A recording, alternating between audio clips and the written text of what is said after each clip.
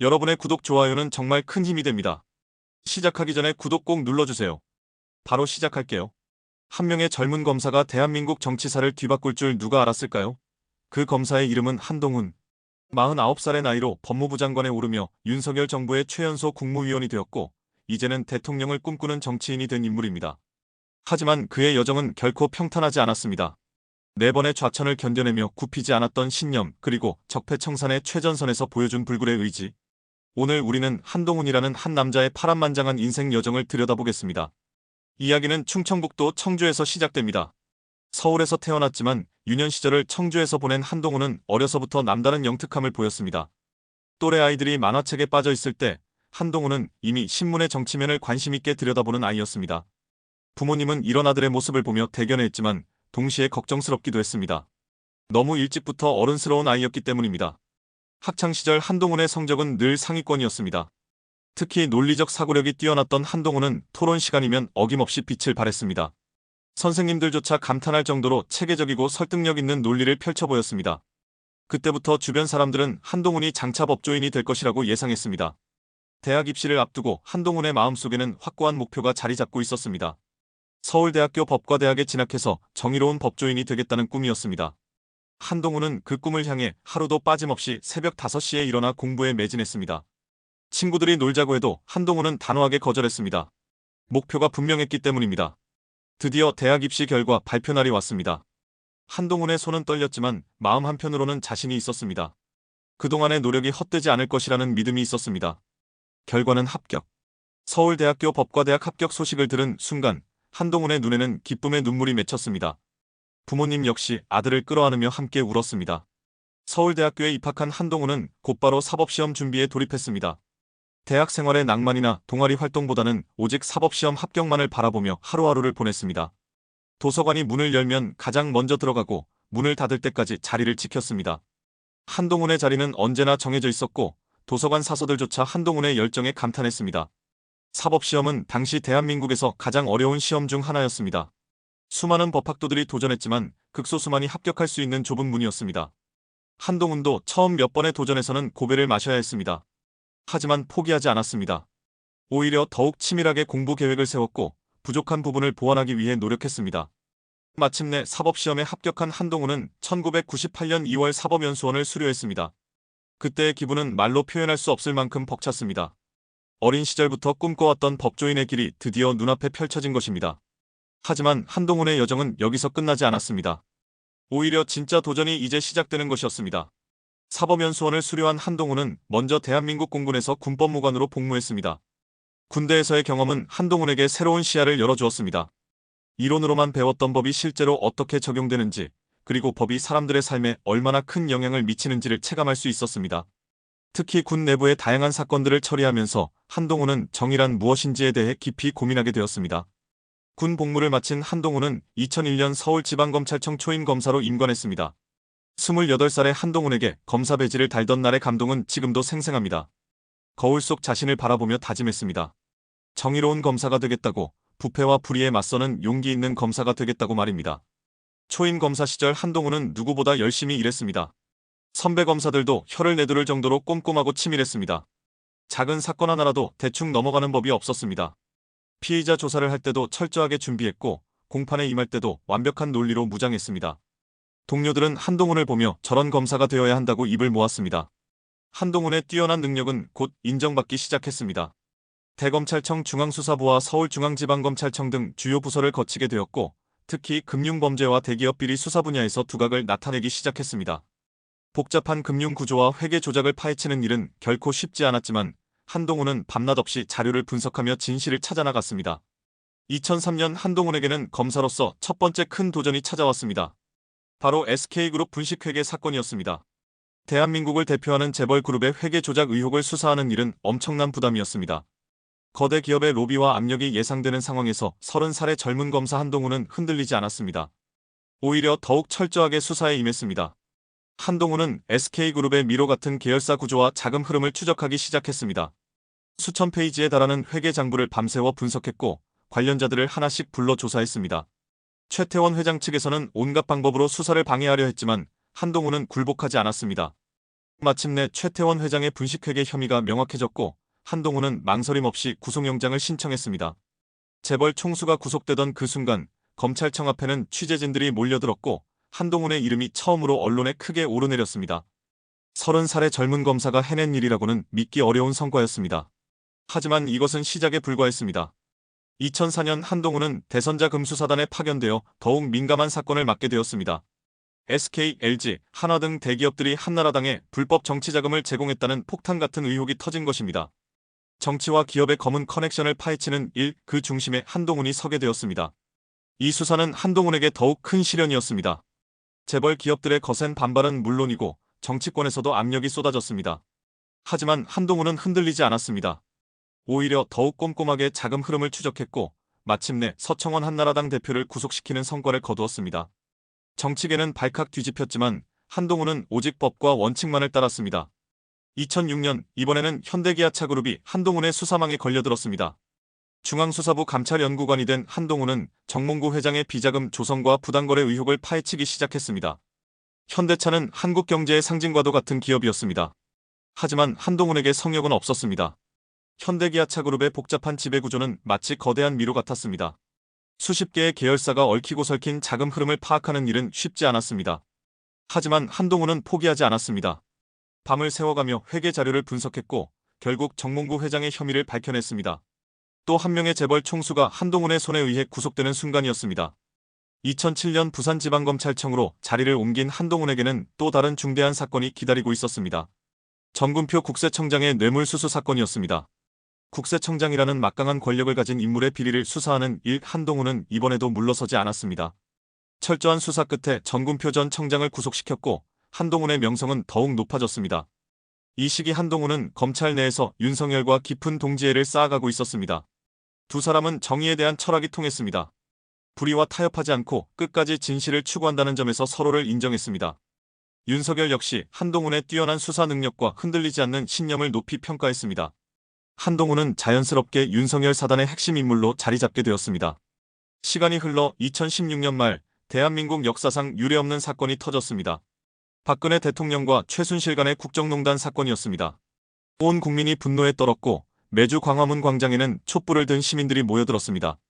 이 사건을 수사하기 위해 박영수 특별검사팀이 구성되었고 한동훈이 이 팀에 합류하게 되었습니다.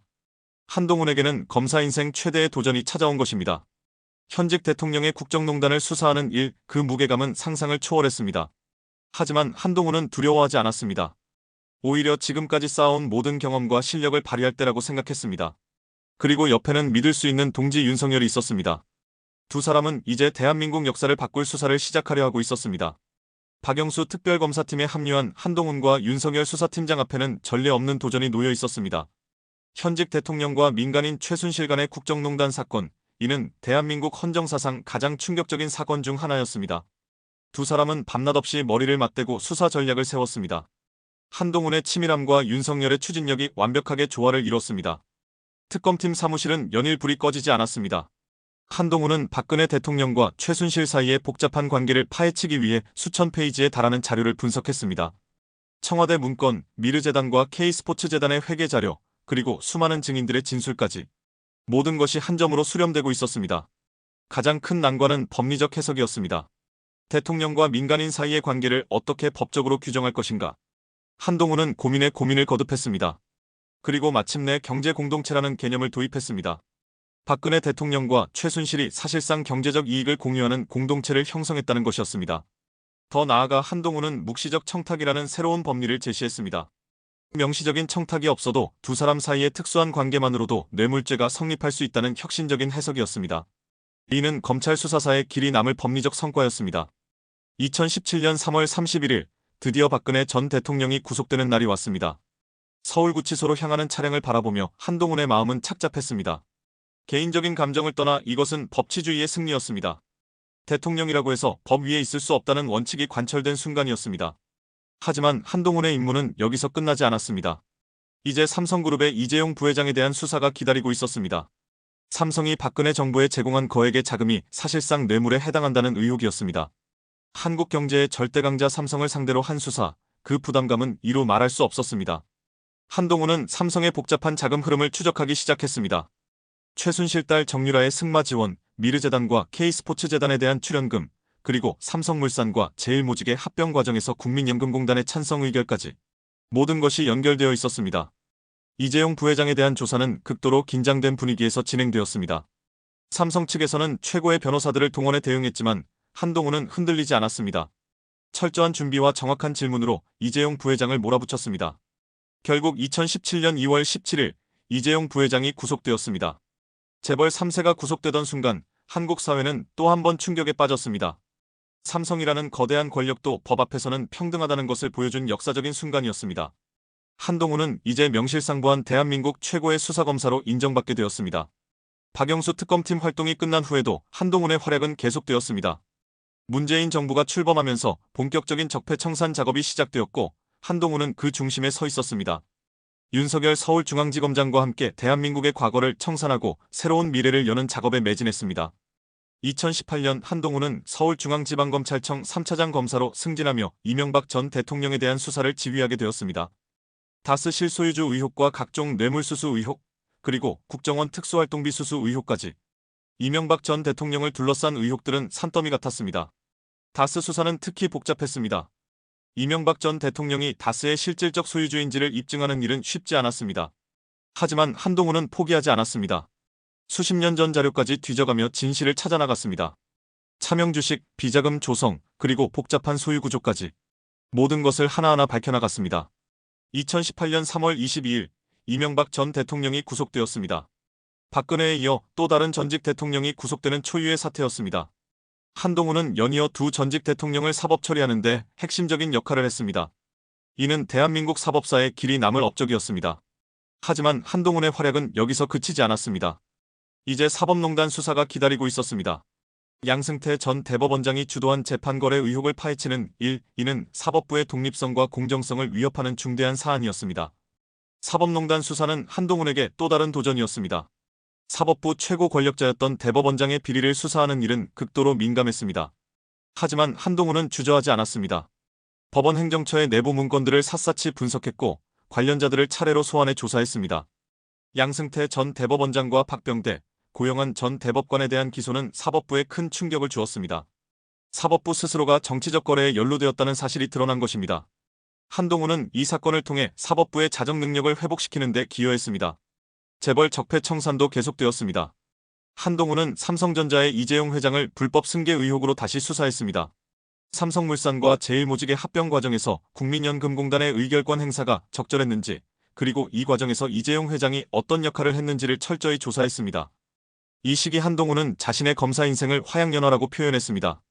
꽃이 가장 아름답게 피어나는 시기처럼 자신의 능력을 마음껏 발휘할 수 있었던 시간이었습니다. 정의를 실현하고 사회를 바로잡는 일에 전념할 수 있었던 소중한 시간이었습니다. 2019년 7월 한동훈에게는 인생의 전환점이 찾아왔습니다.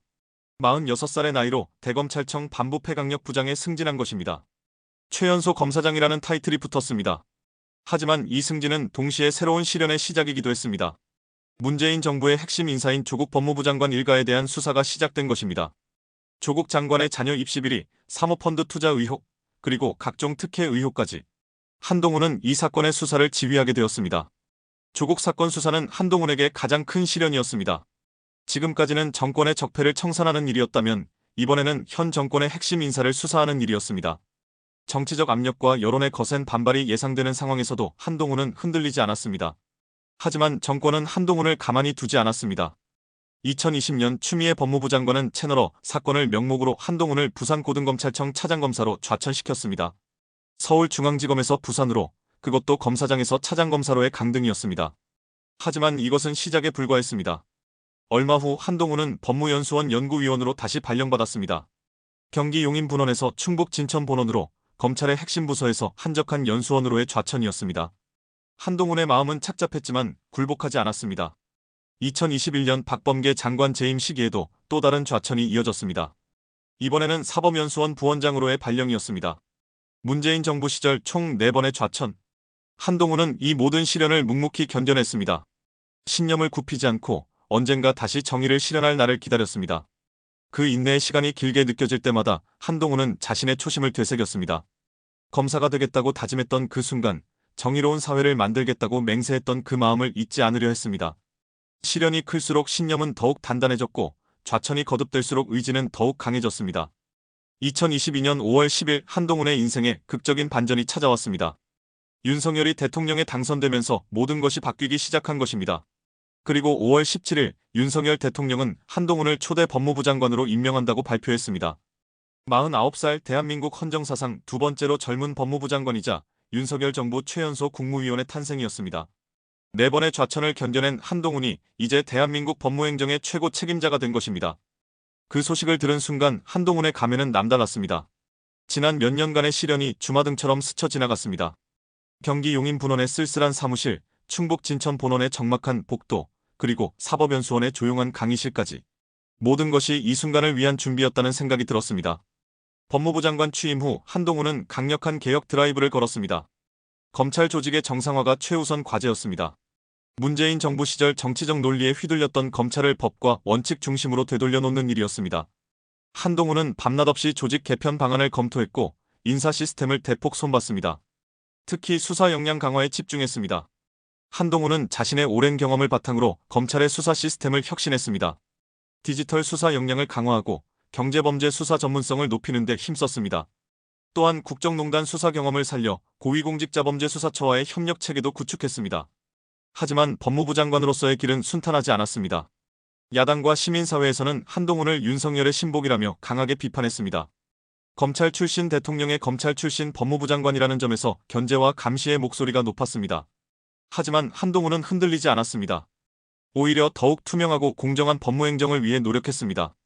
2023년 하반기 한동훈에게는 인생의 또 다른 전환점이 다가오고 있었습니다. 정치에 대한 관심이 커지기 시작한 것입니다. 법무부 장관으로 일하면서 정책 결정 과정을 가까이서 지켜본 한동훈은 자신도 직접 정치를 해보고 싶다는 생각을 하게 되었습니다. 검찰에서 쌓은 경험과 법무부 장관으로서의 성과를 바탕으로 더 큰 무대에서 국민을 위해 일하고 싶었습니다. 2023년 12월 21일 한동훈은 마침내 중대한 결정을 내렸습니다. 윤석열 대통령의 재가를 받아 법무부 장관직에서 사퇴한 것입니다. 1년 반 정도의 짧지 않은 재임 기간 동안 한동훈은 검찰 개혁과 법무행정 혁신에 상당한 성과를 거두었다는 평가를 받았습니다. 12월 26일 한동훈은 국민의힘 비상대책위원장에 취임했습니다. 검사에서 법무부 장관을 거쳐 이제 집권 여당의 대표가 된 것입니다. 한동훈에게 주어진 임무는 막중했습니다. 제22대 국회의원 선거를 앞두고 당을 이끌어야 하는 역할이었습니다. 비상대책위원장으로서 한동훈은 파격적인 변화를 시도했습니다. 기존의 낡은 정치 관행을 타파하고 젊고 참신한 이미지로 당을 쇄신하려 했습니다. 소셜미디어를 적극 활용한 소통, 청년층과의 적극적인 만남, 그리고 혁신적인 정책 제안까지. 한동훈은 국민의힘에 새바람을 불어넣으려 했습니다. 하지만 정치는 검찰 수사와는 전혀 다른 세계였습니다. 복잡한 이해관계와 다양한 목소리들을 조율하는 일은 예상보다 훨씬 어려웠습니다. 당내 기존 세력들과의 갈등도 만만치 않았습니다. 한동훈의 급진적인 변화 시도에 대해 일부에서는 경계의 시선을 보내기도 했습니다. 선거 캠페인이 본격화되면서 한동훈은 전국을 누비며 유세에 나섰습니다. 부산에서 서울까지, 대구에서 광주까지. 한동훈은 직접 현장에 나가 국민들의 목소리를 들었습니다. 검사 시절과는 완전히 다른 경험이었습니다. 법정에서 논리로 승부하던 것과 달리 이제는 감정과 공감으로 소통해야 했습니다. 2024년 4월 10일 제22대 국회의원 선거 결과가 발표되었습니다. 하지만 결과는 참담했습니다. 국민의힘이 예상을 크게 밑도는 참패를 당한 것입니다. 더불어민주당의 압승 앞에서 국민의힘은 속수무책이었습니다. 한동훈이 그토록 공들인 변화와 혁신이 유권자들에게는 제대로 전달되지 못했습니다. 선거 참패의 충격은 컸습니다. 한동훈은 모든 책임이 자신에게 있다고 생각했습니다. 4월 11일 한동훈은 비상대책위원장직에서 사퇴했습니다. 약 100일간의 짧은 정치 데뷔였지만 그 경험은 한동훈에게 소중한 교훈이 되었습니다. 사퇴 후 한동훈은 깊은 성찰의 시간을 가졌습니다. 검찰에서의 성공이 정치에서도 자동으로 이어지는 것은 아니라는 것을 깨달았습니다. 국민들의 마음을 읽고 그들과 진정으로 소통하는 법을 배워야 한다는 것을 절감했습니다. 정치는 혼자 하는 것이 아니라 함께 하는 것이라는 사실도 깨달았습니다. 하지만 한동훈은 포기하지 않았습니다. 오히려 이 실패를 발판으로 삼아 더 나은 정치인이 되고자 했습니다. 지난 선거에서의 패배 원인을 면밀히 분석했고 앞으로의 정치 철학을 다시 정립했습니다. 검사 시절의 원칙주의와 개혁 의지를 유지하면서도 국민들과 더 가깝게 소통할 수 있는 방법을 모색했습니다. 2024년 6월 23일 한동훈은 또 다른 중대한 결정을 내렸습니다. 국민의힘 4차 전당대회를 한 달 앞두고 당대표 선거 출마를 선언한 것입니다. 2달 반 만에 정계 복귀였습니다. 이번에는 당의 최고 지도자가 되어 진정한 변화를 이끌어보겠다는 포부였습니다. 당대표 선거는 치열했습니다. 기존 정치인들과 새로운 인물들이 각축전을 벌였습니다. 한동훈은 이번에도 변화와 혁신을 내세웠지만 이전보다 훨씬 더 신중하고 치밀한 접근을 보였습니다. 당원들과의 소통에도 더욱 신경을 썼고 당내 다양한 목소리에도 귀를 기울였습니다. 7월 23일 드디어 결과가 발표되었습니다. 한동훈이 국민의힘 당대표에 당선된 것입니다. 검사에서 법무부 장관, 비상대책위원장을 거쳐 이제 여당의 최고 지도자가 된 것입니다. 한동훈의 파란만장한 여정에 또 다른 장이 열린 순간이었습니다. 당대표 취임 후 한동훈은 당 조직을 대대적으로 개편했습니다. 젊은 인재들을 대거 발탁하고 혁신적인 정책 아이디어를 도입했습니다. 또한 국민들과의 소통 채널도 다양화했습니다. 온라인 플랫폼을 활용한 정책 토론, 청년들과의 간담회, 그리고 시민사회와의 대화까지 한동훈은 열린 정치를 실현하기 위해 노력했습니다. 10월 16일 한동훈의 리더십이 처음으로 시험대에 올랐습니다. 재보궐선거가 실시된 것입니다. 부산광역시 금정구청장과 인천광역시 강화군수 선거에서는 승리를 거두었지만 전라남도 곡성군수 선거에서는 패배했습니다. 완전한 승리는 아니었지만 보수 텃밭에서의 승리는 고무적이었습니다. 하지만 한동훈에게는 예상치 못한 거대한 시련이 기다리고 있었습니다. 12월 3일 밤 윤석열 대통령이 전격적으로 비상계엄을 선포한 것입니다. 한국 사회는 순식간에 혼란에 빠졌고 한동훈은 극도로 어려운 선택의 기로에 서게 되었습니다. 2024년 12월 3일 밤 10시 23분 한동훈의 휴대폰이 요란하게 울렸습니다. 화면에는 긴급 뉴스 알림이 떠올랐습니다. 윤석열 대통령 비상계엄 선포. 한동훈은 눈을 비비며 다시 한번 화면을 확인했습니다. 21세기 대한민국에서 비상계엄이라니 도저히 믿기 어려운 일이었습니다. 급히 거실로 나가 텔레비전을 켠 한동훈은 윤석열 대통령의 계엄 선포 담화를 지켜봤습니다. 국정을 마비시키고 헌정 질서를 파괴하려는 반국가 세력들을 척결하고 윤석열 대통령의 목소리가 텔레비전에서 흘러나왔습니다. 한동훈은 소파에 주저앉았습니다. 함께 박근혜 정부의 국정농단을 수사하며 민주주의를 지켜왔던 그 윤석열이 지금 계엄을 선포하고 있는 것입니다. 한동훈의 머릿속은 하얗게 변했습니다. 그 순간 한동훈의 휴대폰이 쉴 새 없이 울리기 시작했습니다. 당 지도부, 국회의원들, 언론사 기자들까지 모두가 국민의힘 당대표인 한동훈의 입장을 궁금해했습니다. 하지만 한동훈은 선뜻 답할 수 없었습니다. 윤석열과는 20년 넘게 함께해온 동지였기 때문입니다. 함께 정의를 실현해왔던 소중한 동반자였습니다. 하지만 한동훈의 내면에서는 또 다른 목소리가 들려왔습니다. 검사 시절부터 한 번도 굽히지 않았던 원칙의 목소리였습니다. 권력 앞에서도 압력 앞에서도 정의를 포기하지 않았던 그 신념이 다시 고개를 들었습니다. 개인적인 인연과 정치적 이해관계를 떠나 대한민국의 민주주의를 지켜야 한다는 사명감이 몰려왔습니다. 한동훈은 즉시 비서실장에게 전화를 걸었습니다. 당 지도부 긴급회의를 소집하세요. 지금 당장요? 목소리에는 평소와 다른 긴장감이 묻어났습니다. 밤늦은 시간이었지만 한동훈의 지시는 절대적이었습니다. 30분 후 국민의힘 당사 회의실에는 주요 지도부들이 속속 모여들었습니다. 회의실의 분위기는 살얼음판이었습니다. 모든 사람들의 표정이 경직되어 있었고 아무도 쉽게 입을 열지 못했습니다. 어떤 이는 당황스러워했고 어떤 이는 분노했으며 또 어떤 이는 두려워했습니다. 이런 상황을 겪어본 사람은 아무도 없었기 때문입니다. 한동훈이 회의실 문을 열고 들어서는 순간 모든 시선이 집중되었습니다. 평소보다 더욱 굳은 표정의 한동훈은 주저없이 자신의 입장을 밝혔습니다. 우리는 계엄에 반대해야 합니다. 이것이 민주주의를 지키는 길입니다. 회의실은 순간 정적에 휩싸였습니다. 하지만 당대표님, 윤 대통령님은 우리 당이 한 최고위원이 조심스럽게 말을 꺼냈지만 한동훈은 단호하게 손을 들어 제지했습니다. 당적이나 개인적 관계는 중요하지 않습니다. 지금은 대한민국의 민주주의가 위기에 처한 상황입니다. 한동훈의 목소리에는 흔들림이 없었습니다. 일부 의원들은 여전히 망설였습니다. 여당이 대통령의 결정에 반대한다는 것은 정치적으로 엄청난 파장을 불러올 일이었습니다. 하지만 한동훈의 확고한 의지 앞에서 점차 고개를 끄덕이는 사람들이 늘어났습니다. 그들도 마음 깊은 곳에서는 한동훈의 판단이 옳다는 것을 알고 있었습니다. 한동훈은 즉시 구체적인 지시를 내렸습니다. 모든 당 소속 국회의원들에게 연락하세요. 국회 본회의장에서 열리는 계엄해제 요구 표결에 참여하라고 전달하세요. 이는 전례 없는 결정이었습니다. 여당 의원들이 대통령의 중대한 결정에 공개적으로 반대 표결을 한다는 것은 상상하기 어려운 일이었습니다. 정말로 이렇게 해도 괜찮겠습니까? 한 의원이 불안한 목소리로 물었습니다. 한동훈은 그 의원을 바라보며 천천히 대답했습니다. 저는 검사 시절부터 한 번도 원칙을 굽힌 적이 없습니다. 지금도 마찬가지입니다. 옳은 일이라고 확신합니다. 국회로 향하는 길은 그야말로 아수라장이었습니다. 계엄군이 국회를 봉쇄하려 했고 시민들은 거리로 쏟아져 나왔습니다. 헬기 소음이 서울 하늘을 가득 메웠고 곳곳에서 사이렌 소리가 들려왔습니다. 한동훈의 지시를 받은 국민의힘 의원들 일부가 험난한 길을 뚫고 국회로 향했습니다. 국회의사당 주변은 계엄군과 시민들로 혼잡했습니다. 의원들은 담장을 넘고 비상구를 통해 본회의장으로 진입했습니다. 한동훈의 지시를 받은 의원들의 마음도 무거웠지만 당대표의 확고한 의지를 따랐습니다. 그들도 이것이 역사적인 순간이라는 것을 알고 있었습니다. 새벽 1시 국회 본회의장에서 계엄해제 요구 결의안이 만장일치로 통과되었습니다. 190명의 국회의원이 참석해 모두 찬성표를 던진 것입니다. 그 중에는 한동훈의 지시를 받은 국민의힘 의원들도 포함되어 있었습니다. 한동훈은 텔레비전으로 그 장면을 지켜보며 복잡한 감정에 휩싸였습니다. 민주주의가 승리한 순간이었지만 동시에 윤석열 대통령과의 관계에는 돌이킬 수 없는 균열이 생긴 순간이기도 했습니다. 20년 넘게 함께해온 동지와의 결별을 의미하는 것일 수도 있었습니다. 하지만 한동훈은 후회하지 않았습니다. 원칙을 지킨 것이었고 역사 앞에서 떳떳한 선택이었기 때문입니다. 2025년 3월 한동훈의 주변에서는 대선 출마 압박이 더욱 거세졌습니다. 각 지역의 후원회들이 자발적으로 만들어지기 시작했고 정치적 동지들은 물론 시민사회 인사들까지 한동훈의 출마를 강력히 권유했습니다. 하지만 한동훈은 여전히 신중한 태도를 유지했습니다.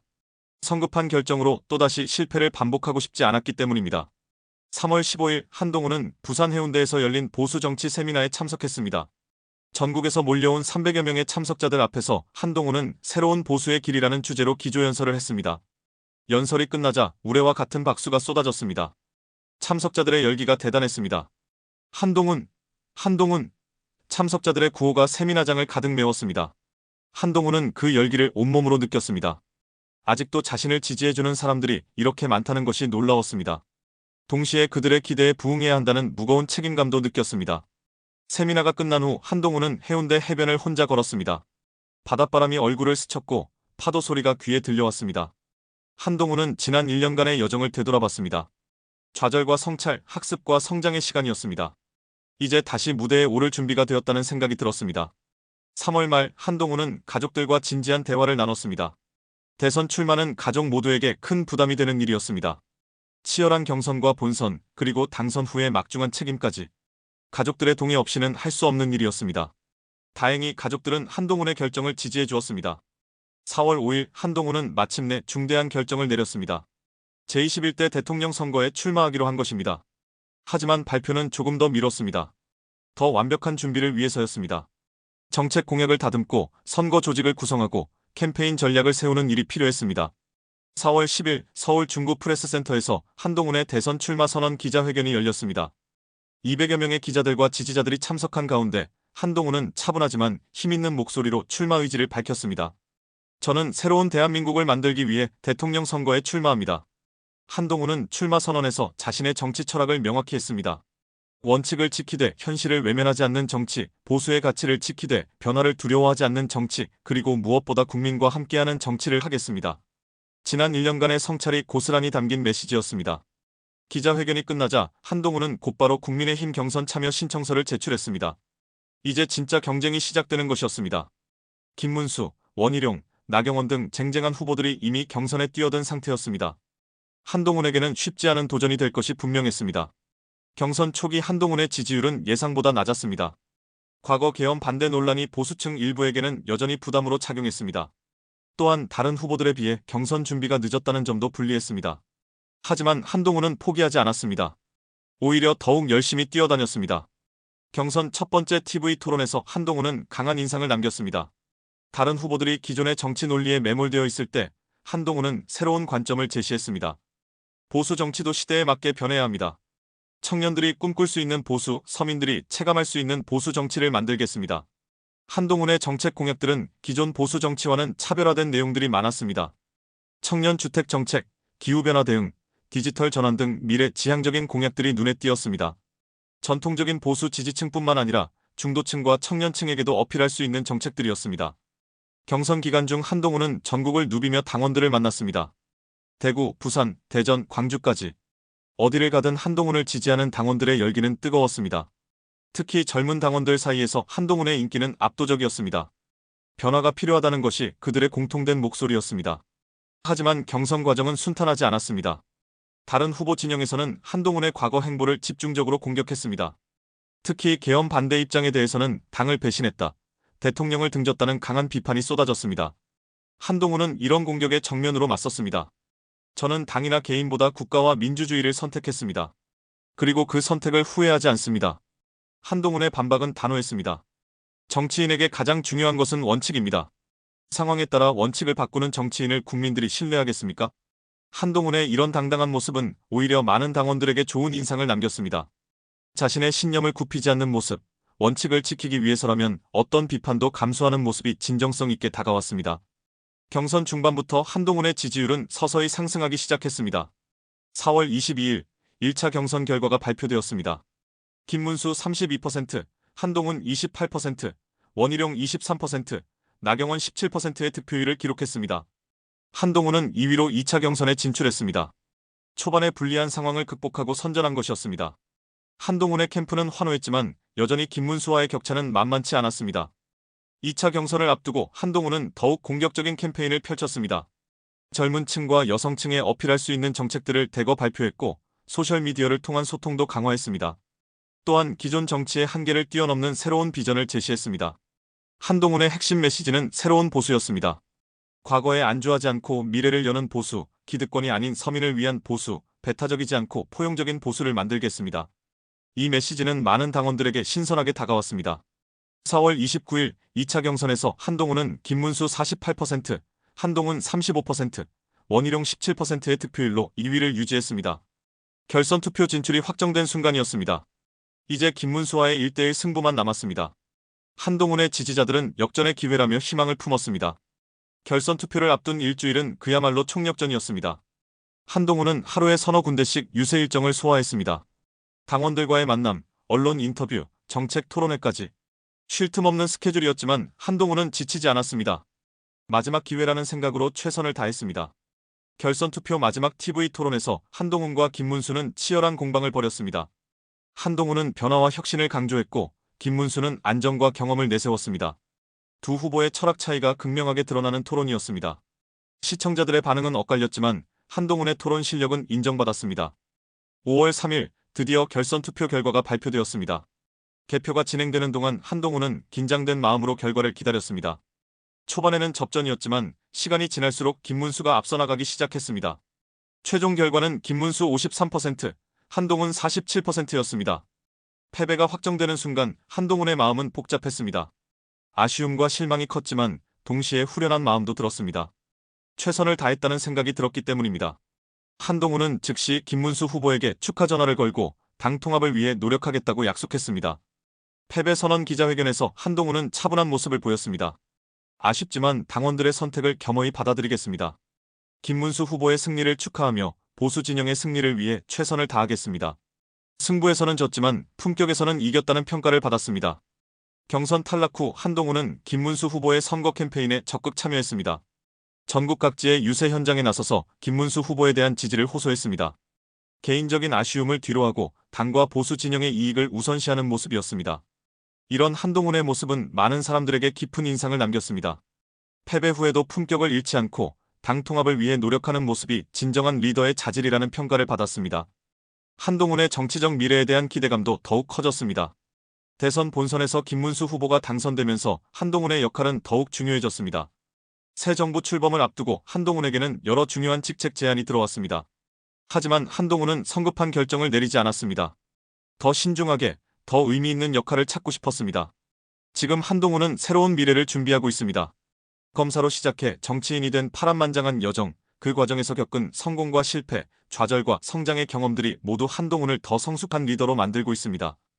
앞으로 한동훈이 어떤 길을 걸어갈지, 그리고 대한민국 정치사에 어떤 새로운 장을 열어갈지 많은 사람들이 주목하고 있습니다. 한 가지 분명한 것은 한동훈의 이야기가 아직 끝나지 않았다는 것입니다. 원칙을 지키려는 의지, 개혁에 대한 열정, 그리고 국민을 향한 진정성은 변하지 않을 것입니다. 새로운 시대, 새로운 도전 앞에서 한동훈이 보여줄 모습이 기대됩니다. 여러분의 구독과 좋아요는 큰 힘이 됩니다. 다음 시간에는 더 재미있는 스토리로 찾아올게요.